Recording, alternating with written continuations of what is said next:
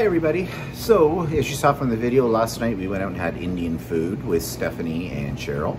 We had the meet and greet yesterday. That was great. That was a lot of fun. That was great success, I thought. And it was really nice to meet everybody and, you know, see them with legs. We never see, we just see their faces. We don't see the whole package, so to speak. But anyways, yeah, so this is going to be our last day in Halifax. I'm not really sure what we're going to do. We're going to probably look at, I don't know if we're going to go over and look at some more of the quilt show. We've seen most of it.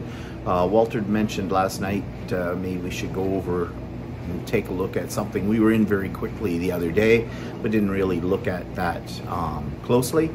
So we may do that. And yeah, just take it easy today. Last day in Halifax. And yeah, tomorrow we're leaving for Charlottetown in Prince Edward Island. So I took some pictures of the quilts that weren't actually entered into the competition, although they could win something according to viewers' choice. But these were quilts that were more or less put in as exhibit pieces, and they were done by various themes. So I'm going to show those to you now.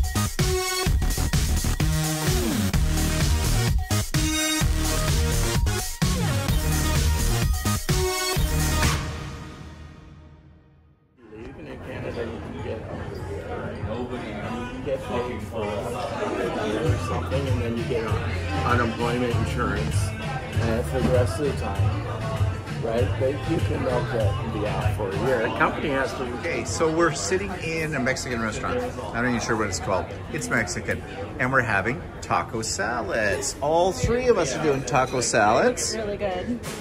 Stephanie is sans dressing. And Walter and I are having it with dressing on it, and they look great. So we just dropped Stephanie off at the Halifax airport on her leg back to home to Ohio. And so we are sans women right now with everything. So ooh, free. We're free. No, it was great to see Stephanie. We had a really good time. with Stephanie.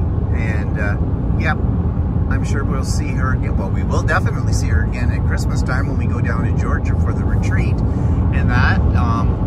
So yeah, so we're going back now to Halifax and back to the hotel, and then we have to figure out what we're going to do in our what's left of today in Halifax, because I think we've done it all. So it's the last night in Halifax, and we're at a place called the Economy Shoe Store, and boy is it loud in here. You probably can't even hear me talking.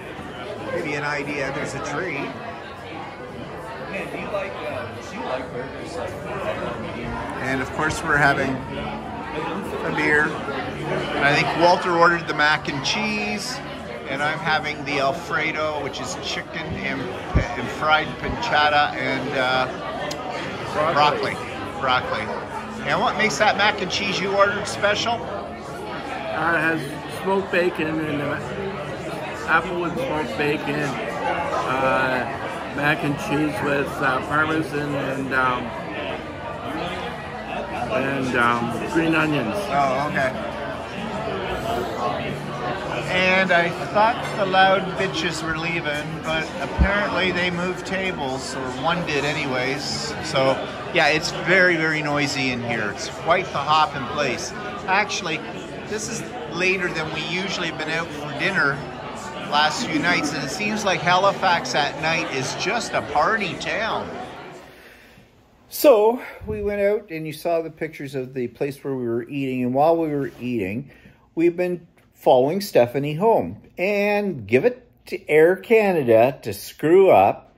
Her flight from Halifax got delayed going to Toronto because they had to remove a dead body off the airplane. Well, there's excitement, right? And she has a connecting flight, and there was very little time between the two flights, and she also had to go through customs in Canada for the US. So I guess we've been in contact back and forth by text messaging. She got to Toronto airport, made a beeline for the connecting flight, get up to where the connecting flight is, only to find out they canceled the connecting flight to Cleveland. Air Canada, again, always at your service, not.